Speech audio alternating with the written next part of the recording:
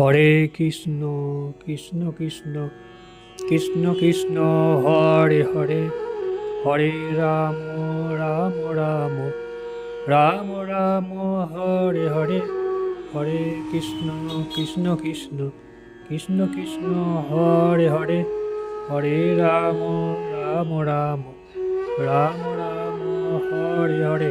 নমস্কার, আজ আমি শ্রীমদ্ ভগবদ্ গীতার ত্রয়োদশ অধ্যায় প্রকৃত পুরুষ বিবেক যোগের 13 এবং 14 নম্বর শ্লোক আপনাদের পড়ে শোনাবো। গতকাল পর্যন্ত 12 নম্বর শ্লোক পড়ে শুনেছি। তার আগে আমার গীতা কথা চ্যানেলটি অতি অবশ্যই যেন লাইক শেয়ার এবং সাবস্ক্রাইব করবেন, কেউ স্কিপ করবেন না দয়া করে।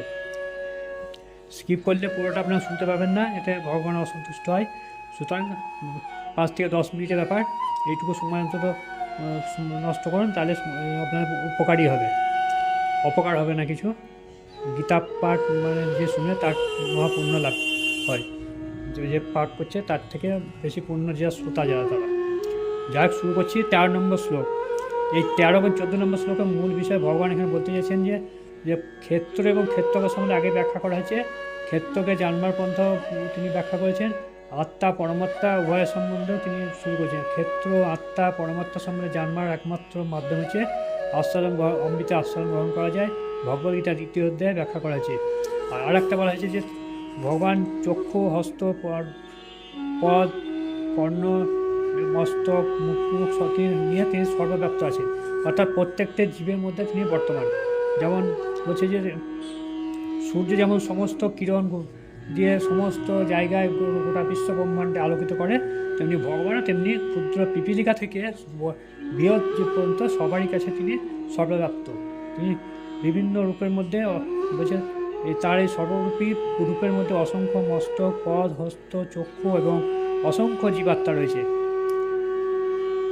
তারপরে ভগবানের এই মানে তিনি যে খালি আমাদের মনুষ্য জীব জগতে সীমাবদ্ধ নয়, সমস্ত জীবে কিন্তু তার নজরদারি চলে। তিনি এক জায়গায় বসে তিনি সমস্ত কিছু সমস্ত জীবের কিন্তু কন্ট্রোল করছেন। শুরু করছি 13 নম্বর শ্লোক। তার আগে বলুন রাধা রাধা, জয় শ্রীকৃষ্ণ। শ্রীজির প্রভুপাদের গীতার গান।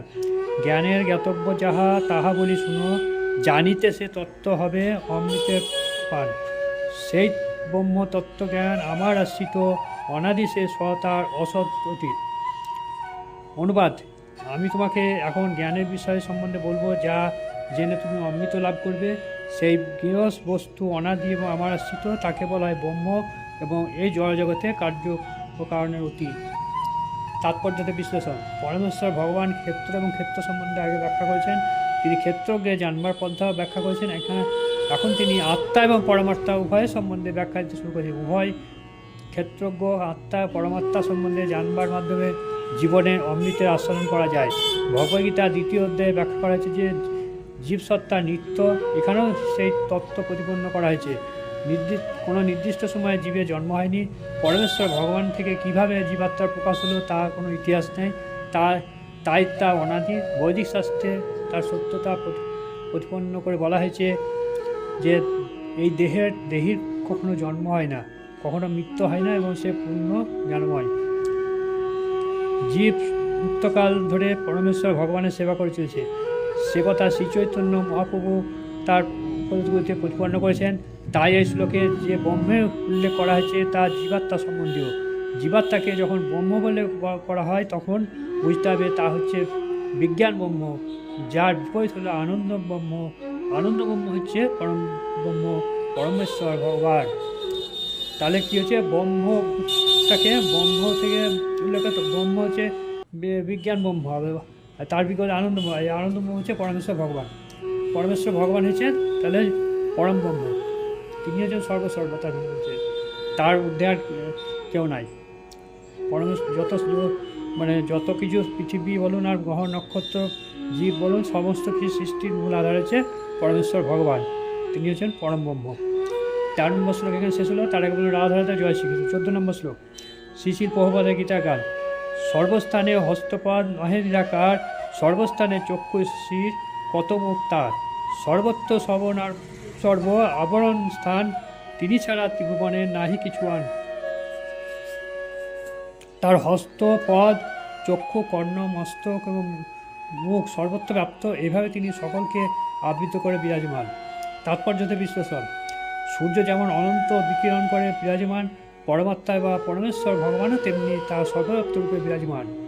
যেটা আগে বলেছি, সূর্য যেমন সমস্ত জায়গায় বিরাজমান, তেমনি কিন্তু পরমেশ্বর ভগবান কি আত্মা পরমাত্মা ও পরমেশ্বর ভগবানও তেমনি সর্বত্র বিরাজমান। ব্রহ্ম থেকে শুরু করে ক্ষুদ্র পিপীলিকা পর্যন্ত জীবই তার আশ্রয় করে আছে। তার সেই সর্বব্যাপী রূপের মধ্যে অসংখ্য মস্তক, পদ, হস্ত, চক্ষু এবং অসংখ্য জীবাত্মা রয়েছে। এই সবই পরমাত্মার মধ্যে এবং ওপরে বিরাজ করছে, তাই পরমাত্মা সর্বব্যাপ্ত। জীবাত্মা কখনো বলতে পারে না যে তার হাত, পা, চক্ষু ইত্যাদি সর্বব্যাপ্ত, তা কখনো সম্ভব নয়। যদি সেটা মনে করে, তার অজ্ঞানতার ফলে সেটা বুঝতে পারছে না তার হস্ত, পদ সর্বব্যাপ্ত। কিন্তু সে যখন যথার্থ জ্ঞান লাভ করবে, তখন সে অনুভব করতে পারবে। তাহলে তার চিন্তাধারা সর্ববিরোধী, কারণ তাহলে তার অর্থ হচ্ছে জড়া প্রকৃতির দ্বারা আবদ্ধ হয়ে পড়ার ফলে জীব পরম সত্য নয়। পরমেশ্বর জীবাত্মা থেকে ভিন্ন। পরমেশ্বর ভগবান অনন্তরূপে তার হাত বর্ধিত করতে পারেন, কিন্তু জীবাত্মা তা পারে না। ভগবদ্গীতায় ভগবান বলেছেন, যদি কেউ তার ফুল, ফল অথবা জল নিবেদন করেন, তাহলে তিনি তা গ্রহণ করেন। ভগবান যদি দূরে থাকেন, তাহলে তিনি তা কীভাবে গ্রহণ করেন? সেটা হচ্ছে ভগবানের সর্বশক্তিমত্তা। তাহলে ভগবান যদি বলে অনেক দূরে আছে, তাহলে তিনি তাহলে ফুল, ফল, জল আমরা এখানে দিচ্ছি, সে তাহলে কীভাবে গ্রহণ করছে? তাই বলছে তার সেটা হচ্ছে ভগবানের সর্বশক্তিমত্তা। সেটা হচ্ছে সাধারণ মানুষের সঙ্গে সেটা তার পার্থক্য, যে তিনি হচ্ছেন সর্বব্যাপ্ত আছেন। তাই বলছে যদিও তিনি এই পৃথিবী থেকে অনেক দূরে তার নির্ধামে রয়েছে, তবু তার হস্ত প্রসারিত করে তার উদ্দেশ্যে নিবেদিত নৈবেদ্য গ্রহণ করেন। তাহলে তার বলছে হস্ত বলছে বিশাল, বলছে পৃথিবী থেকে অনেক দূরে, লক্ষ কোটি মাইল দূরে তিনি অবস্থান হতে করছেন, কিন্তু তার চোখ এবং হস্ত বলুন, তার মুখ বলুন, সর্বব্যাপ্ত তিনি সরিয়ে আছেন, এটা বলতে চাইছেন। এমন হচ্ছে তার অচিন্ত্য শক্তি। ব্রহ্মসংহিতা বলা হয়েছে, যদি তার সর্বদাই তার ধাম গোলক বৃন্দাবনে অপ্রাকৃত লীলা বিলাস করেছেন, তবুও তিনি অখিলাত্মভূত, অর্থাৎ সর্বত্র বিরাজমান। জীবাত্মা কখনো দাবি করতে পারে না যে তা সর্বত্র বিরাজমান। তাই সে এই শ্লোকে বর্ণনা করে যে পরমাত্মা পরমেশ্বর ভগবান জীবাত্মা নন। তার জীবাত্মা পরমাত্মার সময় এখানে পারে। জীবাত্মা কিন্তু আমাদের হাত পাখি বেশি যাবে, আমরা যেটুকু আছে সেরকম মধ্যেই যাবো। তার মধ্যে জীবাত্মা সেখানে পরমাত্মা ভগবানের, সেটা হচ্ছে পার্থক্য। গীতা পাঠ আমার পড়া কেমন লাগলো অতি অবশ্যই যেন লাইক, শেয়ার, সাবস্ক্রাইব করবেন। তো সাবস্ক্রাইব করতে ভুলবেন না। ভালো লাগলে অতি অবশ্যই লাইক করবেন। তার আগে লিখবেন জয় শ্রীকৃষ্ণ, রাধা রাধা। নমস্কার, এখানে শেষ করছি।